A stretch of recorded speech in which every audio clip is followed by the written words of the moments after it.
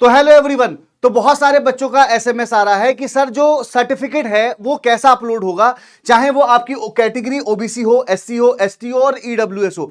तो इस वीडियो के माध्यम से मैं आपको सारी जानकारी बताऊंगा। क्या स्टेट वाला आपका जो सर्टिफिकेट है मान्य है कि नहीं है, क्या सेंट्रल वाला मान्य होगा, वो सारी जानकारी आप लोगों को मैं इस वीडियो के माध्यम से बताने वाला हूं। तो शुरुआत करता हूं। सबसे पहले तो मैं ये बताता हूं कि इसके फॉर्म भरने की डेट क्या है। देखिए, जैसे आपको पता है कि इसकी फॉर्म डेट 28 तारीख को आपको नोटिस आया था और ओपनिंग डेट इसकी 23 जनवरी से फॉर्म भरना जा रहा है और 22 फरवरी लास्ट डेट है। तो आप इस डेट को बस ध्यान रख के फॉर्म भरिएगा कि 22 फरवरी से 23 फरवरी ना हो, ठीक है। और इसमें मॉडिफाई करने का बच्चे आपको डेट दे रखा है, बट मैं कोशिश करना कि गलती ना से ना के बराबर हो, तो कोशिश पूरी आपकी जारी रहनी चाहिए कि मतलब गलती ना हो। तो 22 फरवरी आप लोगों की इसमें क्या है, लास्ट डेट है। अब जब आप फॉर्म भरते होगे ना, तो आपको ना वहां पर एक एज क्राइटेरिया दिखाया जाता होगा, जैसे एज लिमिट के नाम से। जैसे आपको पता है कि 18 से इसमें एज क्या इस बार दी गई है कोविड की वजह से, 18 से 36। तो 18 से 36 तो इसमें एज है, लेकिन अगर आप देखेंगे तो ओबीसी में 3 साल की छूट होती है, एससी एसटी में 3-5 साल की छूट होती है, एक्स सर्विसमैन में तो हर एक क्राइटेरिया जो छूट का है वो बढ़ता जा रहा है, आप देख रहे हैं ना। तो अगर यहां पर 3 साल या 5 साल की छूट दी जा रही है इन लोगों को, तो यहां पर आप लोगों को सर्टिफिकेट पेश करना होता है गवर्नमेंट को पहले ही। क्योंकि देखिए, जब डीवी होगा ना, तब आपको वो सर्टिफिकेट दिखाना होगा जो आप अपलोड करोगे, कब के समय, डीवी के समय। अब ईडब्ल्यूएस इसमें नहीं है, क्योंकि ईडब्ल्यूएस की कट ऑफ अलग बनती है, उसका भी क्या परफॉर्म होगा मैं आप लोगों से अभी बात करता हूं। जैसे मैं अगर आपसे बात करूं, सबसे पहले कैटेगरी है ना, मैं सबसे पहले एससी और एसटी कैटेगरी की बात करता हूं। मैं सबसे पहले एससी और एसटी कैटेगरी की बात करता हूं। देखिए, एससी और एसटी कैटेगरी का जो प्रमाण पत्र होना चाहिए, यह बात ध्यान रखिएगा, वो 1 साल का होना चाहिए बस। 1 साल से ज्यादा पुराना मत रखिएगा। देखिए, अगर नहीं है तो बनवा लीजिए, आपकी तहसील जो भी नियर हो वहां से लेखपाल को पकड़ के बनवा लीजिए, बन जाएगा। अब जैसे मान लीजिए आप स्टेट के, जिस स्टेट के हैं, अगर वहां पर ऊपर लिखा रहता है बिहार सरकार, यूपी सरकार, राजस्थान सरकार, मध्य प्रदेश सरकार, हरियाणा सरकार, तो स्टेट वाला मान्य नहीं होगा। आपको भारत सरकार लिखा होना चाहिए। यानी कि बच्चे, उस सर्टिफिकेट के ऊपर क्या लिखा होना चाहिए, भारत सरकार। याद रखिएगा, उस सर्टिफिकेट के ऊपर लिखा होना चाहिए भारत सरकार। याद रखिएगा, कोई राज्य की सरकार का नाम ना लिखा हो, भारत सरकार लिखा हो। और यहां पर आपका नाम, फादर नेम, और बच्चे आप जिस स्टेट से हैं, है ना, और ये पूरा उसका परफॉर्मा दिया हुआ है। क्योंकि हम लोग जब फॉर्म भरते हैं ना, तो हम लोग ध्यान नहीं देते हैं ये सब छोटी छोटी बातों पे, लेकिन बहुत इंपॉर्टेंट होती है सिग्नेचर, सील। और बच्चे यहां पर ये पूरा आपका क्लियर होना चाहिए, डेट और प्लेस। ये एससी कैटेगरी की मैंने बात कर ली। अब इसके बाद में बात करता हूं आपसे OBC NCL, non creamy layer, ठीक है ना।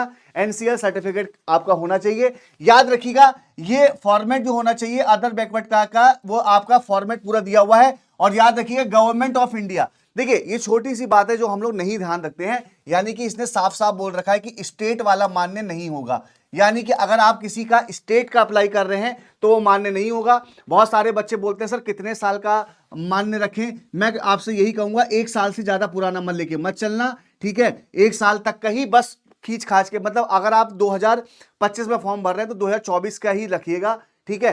तो यहां पर आपका बच्चे सील देख लीजिए, यहां पे तहसील की होनी चाहिए डेट, और यहां पर जो भी आपका क्राइटेरिया होता है ओबीसी नॉन क्रीमी लेयर का, वो दिया हुआ है, ठीक है। तो वैसे तो आप नॉन क्रीमी लेयर में है, तो आपके पास सर्टिफिकेट जो है तहसील से बनता होगा। बस एक बात ध्यान रखिएगा, स्टेट का ना हो, सेंट्रल का हो, ठीक है। इसके बाद में अगर बात करूं आपसे ओबीसी नॉन क्रीमी लेयर, तो बच्चे यहां पर ना आप लोगों को सेल्फ डिक्लेरेशन करना है। यानी कि आपको इसका प्रिंट निकाल कर सेल्फ डिक्लेरेशन भरना है, और वो आपका जो आरआरबी रजिस्ट्रेशन नंबर जो भी होगा वो यहां पे आपको फिल करना है, ठीक है। याद रखिएगा, जो भी रजिस्ट्रेशन नंबर जब आप करते हैं ना, तो आपको रजिस्ट्रेशन नंबर मिलता है, वो आपको यहां पे फिल करना है। और ये इसका क्या करिएगा आप लोग, यहां पर बच्चे इसकी 2 कॉपी निकलवाइएगा। एक तो जो आप अपलोड करेंगे, और एक जो बच्चे आपको सुरक्षित रखने, क्योंकि डीवी के समय, याद रखिएगा, डॉक्यूमेंट वेरिफिकेशन के समय आपको ये वाला सर्टिफिकेट वहां पर पेश करना होगा, क्योंकि मैंने बहुत स्टूडेंट को वहां पे स्ट्रगल फेस करते हुए देखा है।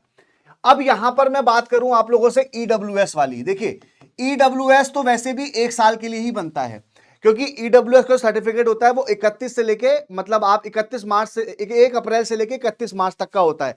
तो कोशिश करिए कि 1 साल के ही, मतलब 1 साल का ही होता है, तो फाइनेंशियल ईयर का ही हो, ठीक है। वो कौन सा हो बच्चे, फाइनेंशियल ईयर। जैसे अभी जो फाइनेंशियल ईयर चल रहा है 24-25, तो 24-25 का फाइनेंशियल ईयर होना चाहिए, ठीक है।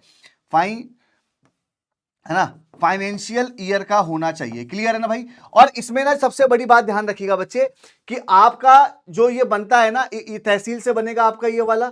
अच्छा, दूसरी बात बच्चे, इसमें जो क्राइटेरिया होता है वो यही होता है कि भाई जो आप तहसील में जाएंगे, अगर आप बोलेंगे ना कि 5 करोड़ एग्रीकल्चर अबव नहीं होना चाहिए, रेसिडेंशियल फ्लैट एक है स्क्वायर फीट से ऊपर नहीं होना चाहिए, प्लॉट 100 स्क्वायर फीट से अबव नहीं होना चाहिए, रेसिडेंशियल प्लॉट 200 स्क्वायर फीट से ऊपर नहीं होना चाहिए, तो ये क्राइटेरिया होता है इसमें का। और 8 लाख से ऊपर इनकम नहीं होनी चाहिए। यहां पर ये दिया हुआ है कि 8 लाख से ऊपर जो है बच्चे, वो फाइनेंशियल ईयर की इनकम नहीं होनी चाहिए, तो उन बच्चों का ईडब्ल्यूएस सर्टिफिकेट बनता है। और ईडब्ल्यूएस बनता किसका है? यूआर का। जो यूआर की ये सारी कंडीशन फॉलो करता है ना जनरल में, वो ईडब्ल्यूएस का सर्टिफिकेट बनवाता है, ना कि ओबीसी वाले बच्चे।